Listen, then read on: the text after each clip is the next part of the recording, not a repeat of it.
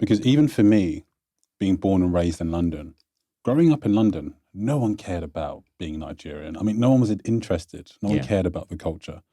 But now, Yeah. and I say this to my younger brother, I said, you're so lucky. When I grew up, it wasn't It like wasn't this. like that. No one wanted to eat jollof rice. No one cared Yeah. about Burna Boy.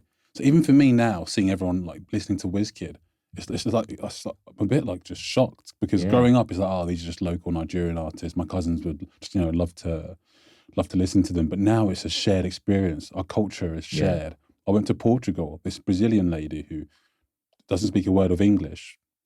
And she was so, when I told her I was of Nigerian origin, she was so enthused by it. And she was showing me all her favorite Nigerian songs, showing me her playlist. So I do feel like there's something brewing because culturally we're coming, I feel like there's a rise culturally. People are a lot more interested in Nigeria. I have Yeah. random people telling me, I'd love to go and visit Nigeria. Like, what's it like? And perhaps this could sort of spur some sort of, I don't know, like. But even in Africa, Mm, like it's becoming a culture in the West, but in Africa, like the music, all the other African, people, countries look up to Nigeria, look up to, Yeah. Nigerian music. It's they, being in Nigeria, you see all the problems, but all the other countries, they look up to Nigeria as Yeah. this leader of such. but Stefan, Cameroonian guy that we know. So he was saying, because Nigerians, we just complain about the problems Yeah. and just, berate ourselves. But he was saying, oh, why can't we be more like Nigeria? Why can't we do... I was thinking, huh? I beg your pardon? Because never in my life have I heard anyone wanting to be like Nigeria. I mean, perhaps Cameroon have more issues than we do, but it was just a bit shocking to hear. Yeah.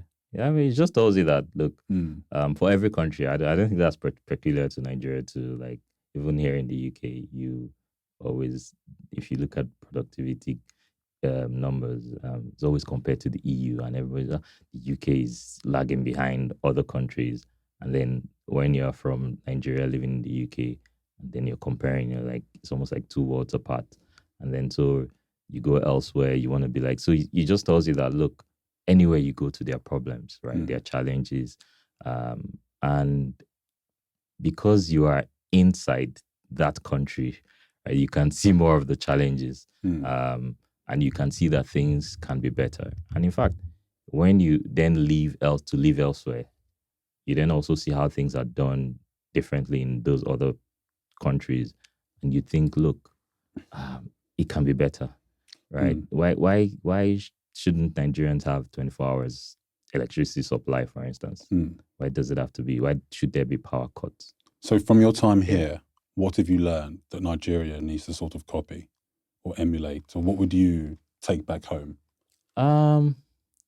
Living here, living in London, I think the organization, and particularly the role of the local councils, I think it's something that perhaps our local governments can be way, way, way better. They can be structured to function better. So I think much of the reforms should happen within the local space in terms of how do you ensure that a local government can ensure that it does some of the basic, meet some of the basic needs in the local community. And I think that's one big area that Nigeria is lacking. And in fact, it goes to even talking about how independent are these local government officials, because most of the times they're influenced by the state. And, in the state, you have this big office where you have a state could have sometimes 40, 30 local government, quite difficult or not easy to manage, problems like, waste and all of that. But if some of those responsibilities are given to the local government, and not just financial autonomy, but also in terms of discharging their work and people holding them accountable to it, I think a lot more things will be better. In terms of taxes too, I think a bit organized. You don't really have much problems of multiple taxes, even though the rates are quite high here. But at least you know what the taxes that you are meant to pay. Unlike when you start a business in Nigeria, sometimes you're responsible to the local government, non-state actors, state government, so many different levies here and there. And then as a business owner, you're just wondering all of these multiple taxes, affect you. But here, I think it's a bit more organized. But yeah, I love the Nigerian weather, to be honest.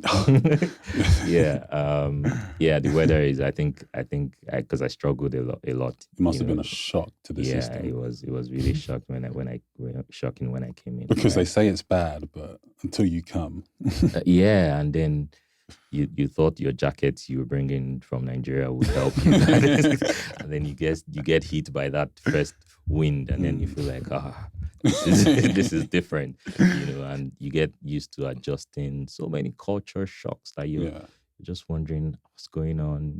You don't really know your neighbor, and then you're wondering, how do people live like this? Like everybody in their space, right?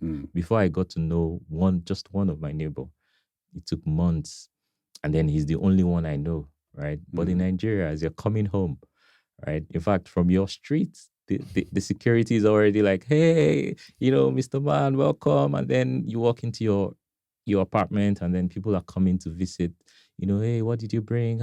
You have that sense of community. But here, I'm sorry, you're just in your house.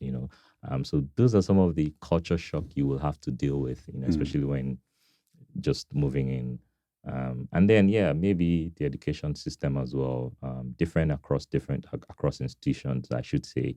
But there's some access to resources, right, that you'd have. And I think that's also one important area that I think reforms can be made, reforming institutions and universities within Nigeria to have, easy access to global research papers and all that, because again, I do lots of research, and that's core to me, to my field. So access to journals, that you necessarily would not have access to, and I think that's something pretty important. But there's so many things that